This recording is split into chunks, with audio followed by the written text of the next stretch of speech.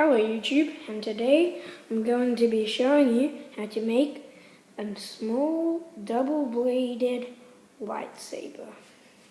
Okay, so what you're going to need is one of those sticks that you find in those games. You know, the one where there's the marbles and you pull out the sticks and try not to get the marbles to fall into your pit.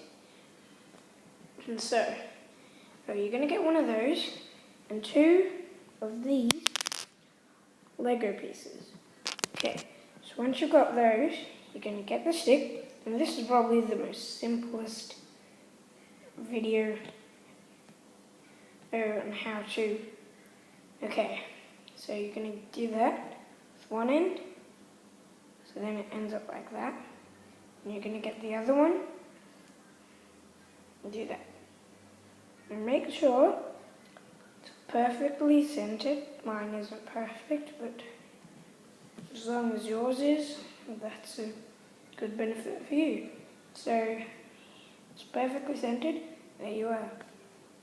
Now, your double-bladed small miniature lightsaber. Thank you and sayonara.